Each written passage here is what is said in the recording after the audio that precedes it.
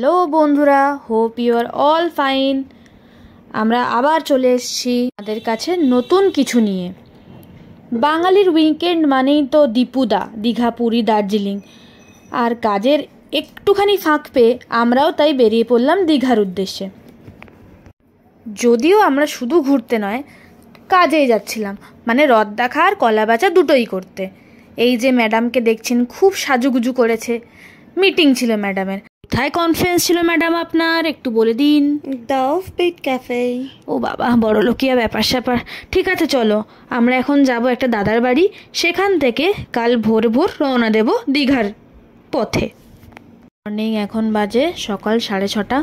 এবার আমরা বেরোচ্ছি। চোখে প্রচুর ঘুম, তাও কষ্ট করে ভিডিওটা করছি। চলো যাই। মাঝ রাস্তায় পুরোটাই ঘুমিয়ে পড়েছিলাম। ঘুমটা যখন ভাঙলো দেখলাম আমরা কোলাঘাটে চলে এসেছি। আর কি, এবার হবে সকালের পেট পুজো। এখানে সবাই চা নিয়ে বসে গেছে।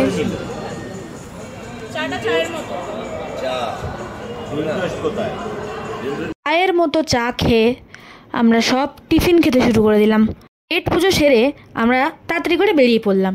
কিন্তু মাঝ রাস্তায় একটা দারুণ জায়গা দেখে গাড়িটা থামাতে বললাম হুল্লোড় করার জন্য, মানে ছবি তোলার জন্য আর কি। সবাই তত্তর করে নেমে গেল। যদিও তত্তর নামেনি, খুব অলসভাবেই নেমেছিল সবাই।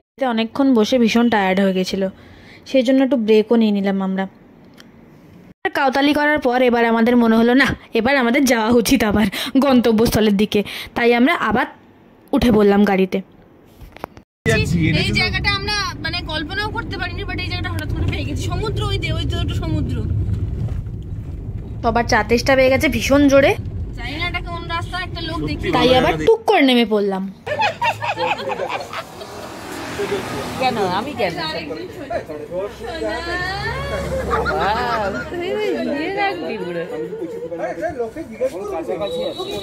চা খেয়েই আর একজন বিচের দিকে দৌড় দিল। এই পাগলি, পালালো। ধরো।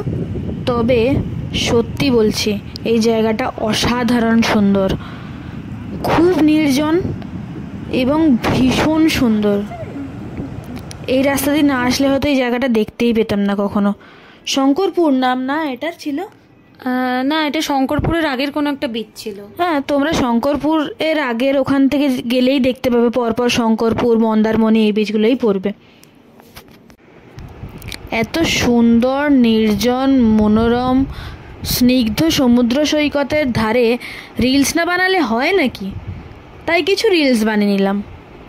চলো, এবার আমাদের অনেক টাইম হয়ে গেছে, আমাদের এবার যেতে হবে হোটেলের দিকে।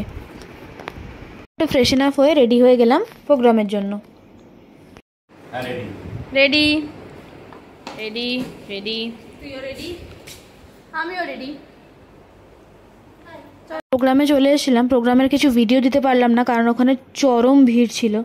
ওখানে ক্যামেরা ধরার মতো সিচুয়েশন ছিল না। আর কিছু স্ন্যাপস দিয়ে দিলাম। যে ভিড়টা হচ্ছে তোমরা দেখতে পাচ্ছ এখানে স্ন্যাপে। প্রোগ্রাম প্রায় 9:30 অবধি চলার পর আমরা রুমে চলে এলাম। তো তারপর আর কি, তারপর আমরা সবাই রুমে এসে ফ্রেশ হয়ে ডিনার করে ঘুমিয়ে পড়লাম। আর যদি আমাদের ভিডিওটা ভালো লেগে থাকে তাহলে please like, share and subscribe.